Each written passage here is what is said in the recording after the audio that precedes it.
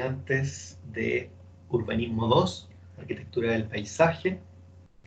Les voy a grabar este video para poder compartir la revisión de nuestra primera lectura obligatoria, que es Hay paisajes porque hay personas, del argentino Lucas Períez. Bueno, Lucas, que es director del Instituto del Paisaje de la Universidad Católica de Córdoba, escribió este artículo para un seminario que se desarrolla este año en Portugal, y el cual explica conceptualmente, pero de manera muy coloquial, lo que es paisaje. Entonces, para nosotros, en este curso de segundo año, nos viene muy bien. Y la idea es ir leyéndolo en conjunto y que vayamos destacando las cosas más importantes. Primero, comienzo. ¿Por qué será que habitualmente el común de la gente entiende por paisaje solo el conjunto armónico de recursos naturales, los que aparecen retratados en las ya añoradas tarjetas postales, ¿no es cierto? Y actualmente nos inundan en las redes sociales, una postal así como esta, ¿no es cierto? Este es un paisaje de Camboya. Bueno, en definitiva, las propias montañas con lagos, bosques o los parques y jardines no son el paisaje. ¿Por qué será entonces que en foros, congresos y múltiples medios de comunicación, luego del profundo avance teórico producido en las últimas 50 décadas, se continúa confundiendo la distinción entre territorio, espacio, con el paisaje? Bueno, de esta pregunta es que surge el resto del texto. Entonces es muy importante que quede claro por qué la sociedad en su conjunto continúa confundiendo al paisaje con el territorio o con el espacio. Bueno, en definitiva, el paisaje no es el territorio, no es tampoco el medio físico, no es el ecosistema, no es el espacio geográfico, ni tampoco es el ambiente construido o natural, sino que deviene de ellos, es decir, ocurre gracias a ellos. ¿Por qué será? Si el paisaje es mucho más que los recursos naturales. El paisaje implica la interrelación de todos los componentes de los cuales hablábamos antes, incluida, por supuesto, la comunidad humana que lo habita con sus tradiciones, simbologías y actividades, es decir, procesos y también tanto tangibles como intangibles. Las simbologías pueden ser intangibles, las tradiciones también, imagínense, bailes, todo el folclore en general. Y en realidad el paisaje existe porque hay personas que lo interpretan. Y esto es algo muy importante, por eso está en negrita. ¿Qué significa interpretar? Concebir, ordenar o expresar de un modo personal la realidad. Todo de acuerdo a la Real Academia de la Lengua Española. Entonces el paisaje no existe por sí mismo, sino que existe porque hay personas que lo interpretan. Para ir retomando, interpretan esta interrelación de todos sus componentes, ¿no es cierto?, incluidas sus tradiciones, simbologías y actividades. No cabe duda de que el paisaje es de orden artificial, porque es una construcción intelectual, conceptual, teórica, filosófica y por lo tanto humana. El paisaje es un concepto creado por el ser humano. Y esto lo han dicho varios teóricos, algunos de ellos los vamos a ver en clases. Por ejemplo, a Maderuelo lo tenemos ahí como un texto de profundización. Y también varios argentinos aquí, ojalá pudieran leer alguna vez, yo les voy a pasar este texto, lo tengo fotocopiado, de Naceli, un argentino. Desde su origen en las distintas raíces lingüísticas, el concepto de paisaje se refiere a la descripción eidiética de la representación de un macro o microentorno, de una porción de suelo y cielo, en el máximo sentido de implicancia de ambos términos.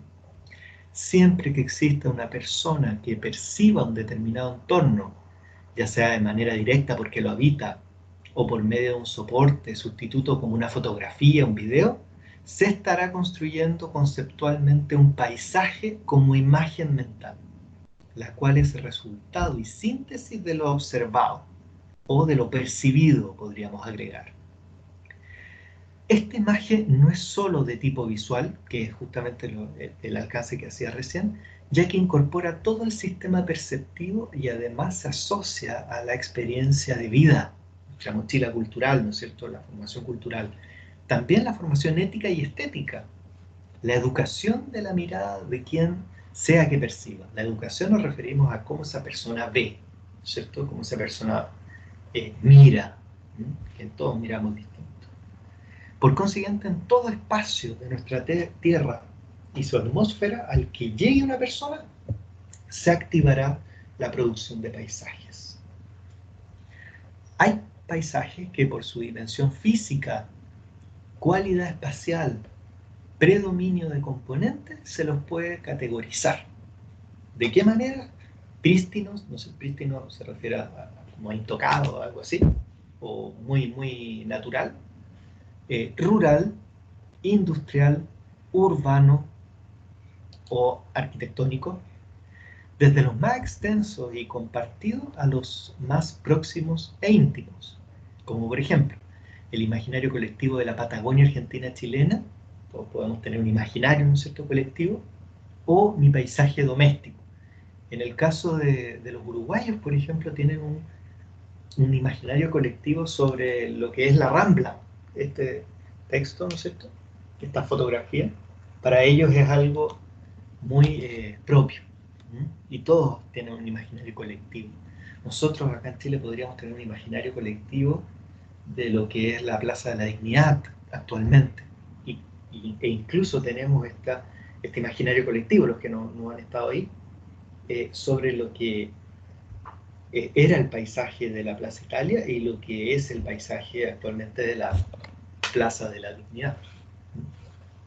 Bueno, desde los más extensos y compartidos hasta los más próximos e íntimos, como por ejemplo el imaginario colectivo de la Patagonia chilena o mi paisaje doméstico, lo que hablábamos. También tenemos un paisaje doméstico, cotidiano, ¿cierto? Hay paisajes nocturnos que se contraponen a los diurnos. Lo mismo sucede con las estaciones del año, especialmente en los territorios que se alejan del Ecuador, ¿no es cierto?, que pueden ver el cambio de las estaciones, lo que nos ocurre a nosotros. Esto ocurre porque el paisaje está condicionado por la dimensión temporal. Hay paisajes sublimes o excelsos y también ordinarios, por comunes, ¿no es cierto?, ordinarios por comunes, cotidianos, ¿no?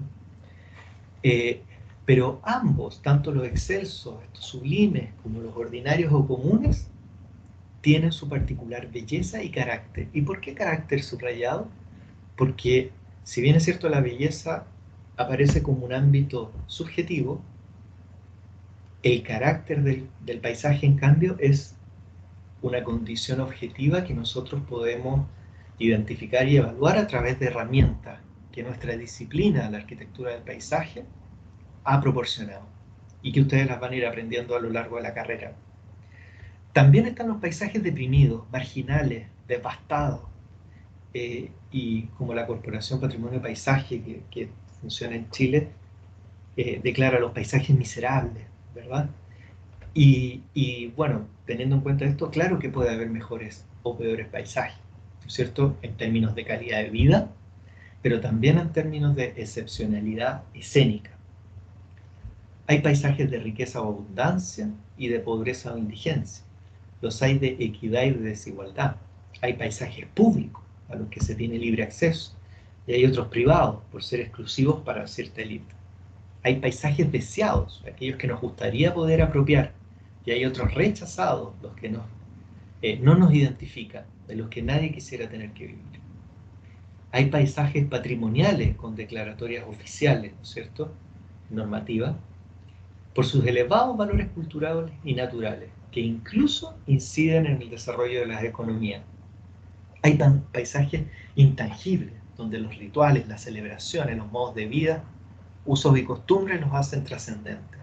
Hay paisajes productivos asociados con la actividad agraria, ganaderas, pesqueras, forestales o mineras, que en muchos casos atentan contra la sostenibilidad medioambiental.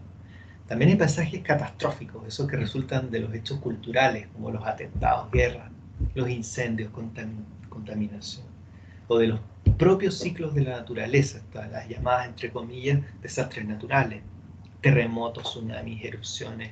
Podríamos colocar ahí también las remociones en masa, aluviones. Y estos exponen la fragilidad de los ecosistemas y la vulnerabilidad humana. Hay paisajes cotidianos, los de la experiencia diaria, nuestros paisajes del camino, ¿no es cierto?, de la casa al almacén de la esquina, o a nuestro hogar favorito, o a la universidad también. Los de la experiencia diaria, pero también aquellos del recuerdo, los de la infancia, de la ciudad o el barrio donde vivimos. Eso lo llevamos también. De la visita a la casa de un familiar o algún viaje, asoman estos paisajes del recuerdo. También hay paisajes ilusorios o ficticios, esos que nos muestran el arte, la cinematografía, los videojuegos. Por ejemplo, este que imaginó Manuel García, ¿no es cierto?, al retratar su obra Acuario, que es un paisaje de estos de ficticios o ilusorios.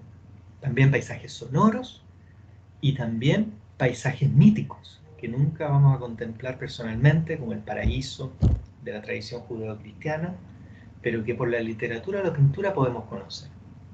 También hay profesionales del paisaje encargados de su investigación y proyecto. Nosotros, ¿no es cierto? Porque las imágenes paisajes se pueden estudiar, planificar, diseñar y gestionar. En la carrera van a aprender todos esos verbos, ¿no es cierto? En nuestra asignatura vamos a aprender a la primera, al estudio y al estudio del paisaje urbano, ¿no es cierto?, de uno. Y ahí está el rol de la arquitectura, la urbanística, la ingeniería y todas las disciplinas afines, ¿no es cierto?, al paisaje, e incluso oficios como la jardinería. Lo que aquí es importante aclarar, eso sí, por ejemplo, que la jardinería, así como tampoco la arquitectura, no es ni hace al paisaje. Tampoco la arquitectura del paisaje no es ni hace al paisaje, como ninguna otra disciplina abocada al diseño o construcción de espacios habitables.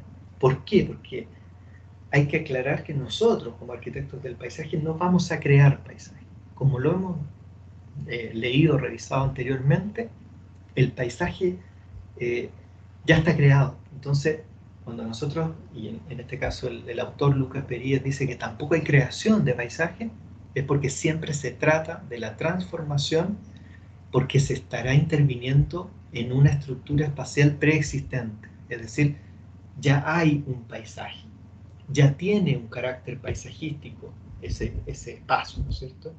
Por lo tanto, nosotros, los profesionales del paisaje, tan solo producimos entornos para que los habitantes usufructen e instauren sus propios paisajes.